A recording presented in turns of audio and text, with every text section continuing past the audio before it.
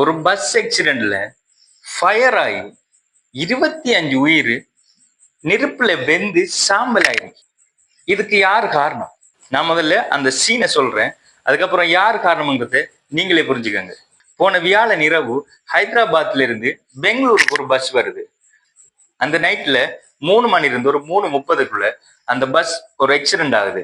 அதாவது இந்த பஸ் ஒரு பைக்கோட மோதி இந்த ஆக்சிடென்ட் நடக்குது. இந்த பைக் ஓடிட்டு வந்தவன் அதுக்கு முதல் ஒரு பெட்ரோல் செட்ல பெட்ரோல் போட்டுட்டு வந்திருக்கான். இருக்கிற சிசிடிவி வீடியோவை பார்த்தா விளங்குது, அவன் குடிச்சிட்டு வண்டி ஓடி வந்த மாதிரி தான் விளங்குது. இப்போ இவன் இந்த பஸ்ல மோதி ஆக்சிடென்ட் ஆகுது. இந்த பஸ் எந்த அளவுக்கு வேகமா வந்திருக்கு அப்படின்னா, இந்த பஸ்ல பைக் மோதின உடனே பைக் பஸ்ஸுக்கு கீழே ஆயிட்டு. இப்போ இந்த பஸ் கிட்டத்தட்ட ஒரு 300 மீட்டர் ரோட்ல தேய்ச்சிட்டு போய் நின்றுருக்கு.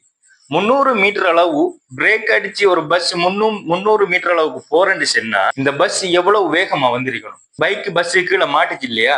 இந்த பைக் ஃபயர் ஆகி அந்த ஃபயர் பஸ்ல இருக்கிற பெட்ரோல் டேங்க்ல பட்டு பஸ் ஃபுல்லாவே ஃபயர் ஆயிட்டு. இப்ப பஸ் நிறுத்தின அந்த டிரைவர் பின்னாடி இருந்த பேசஞ்சர்ஸோட உயிரை பத்தி கவலைப்படல. அவர் உயிரை காப்பாத்துறதுக்காக பஸ்ல இருந்து இறங்கிட்டு ஓடிட்டார்.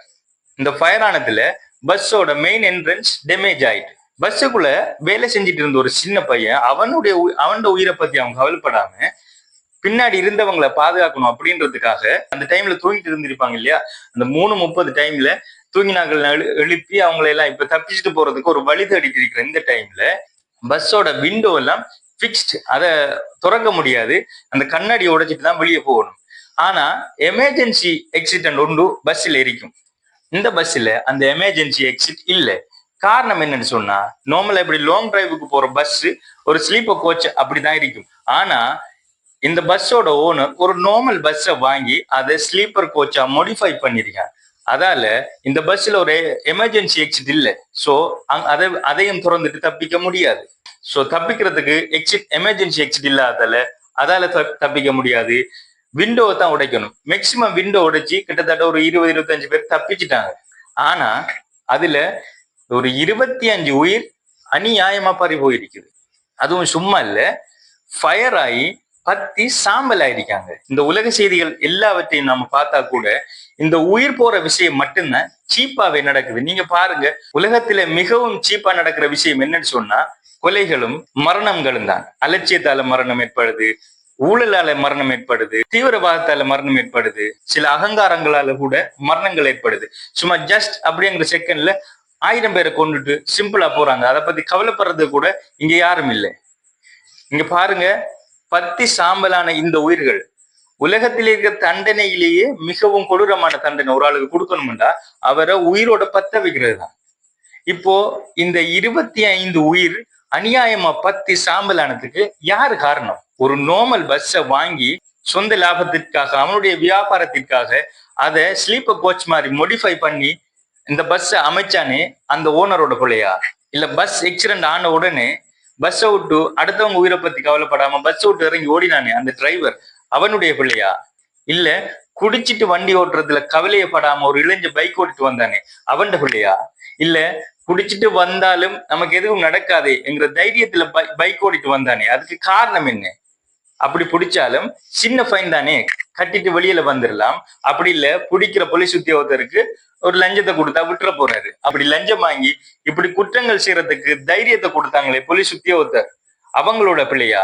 இல்ல இந்த பஸ்ஸை சரியா எக்ஸாமின் பண்ணாம இந்த பஸ்ஸுக்கு எல்லா டாக்குமெண்ட்ஸையும் கொடுத்து இந்த பஸ்ஸையும் பிரயாணம் செய்யறதுக்கு அனுமதிச்சாங்களே அரசாங்க உத்தியோகத்தர்கள், அவர்களுடைய பிள்ளையா? எல்லாரும் அவங்களுடைய சுயநலத்தை மட்டும்தான் பார்க்காங்களே தவிர இதால எத்தனை வகையான உயிரிழப்புகள் நடக்கிறதுங்கிறத யாருமே கவலைப்படுறல. என்னப்பா நடக்குது இந்த உலகத்துல? மொத்தமாவே உலகத்துல உயிர் போறது மட்டும்தான் செய்திகளாகவே இருக்குது.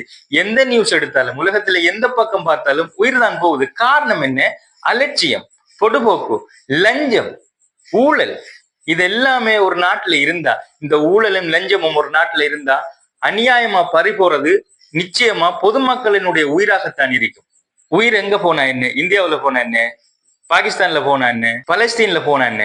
உயிர் உயிர் தானே. பிரச்சனைகள் அரசாங்கங்களுக்கு இடையில, பிரச்சனைகள் வியாபாரிகளுக்கு இடையில. ஆனா போற உயிர்கள் யாருடையது என்று கேட்டால் அப்பாவி பொதுமக்களுடைய உயிர் மட்டும்தான் போயிட்டு இருக்குது. இந்த நியூஸ் எல்லாம் கேட்டா மிகவும் கஷ்டமாகத்தான் இருக்கிறது. ஆனா இதற்கான தீர்வு யாருடைய கையில் இருக்குது? உண்மையை சொல்லணும்டா, இந்த அநியாயமா போய்கொண்டிருக்கிற இந்த உயிர்கள், அந்த அப்பாவி மக்கள், அவர்களுடைய கைகளில் தான் இதற்கான தீர்வுகளும் இருக்கிறது. 5-6 வருஷத்துக்கு ஒரு ஆட்சி மாற்றம் வருது இல்லையா? அப்போ நேர்மையான தலைவரை, நேர்மையான ஒரு அரசாங்கத்தை நீங்க தேர்ந்தெடுக்கலண்டா, அந்த நேர்மையற்ற அரசாங்கம் இப்படி நேர்மை இல்லாத, இப்படி ஊழல் செய்யக்கூடிய அதிகாரிகளை உருவாக்கும்.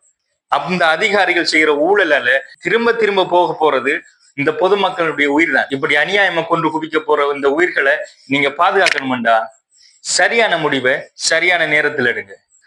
சரி, உங்களை இன்னுமொரு வீடியோல சந்திக்க.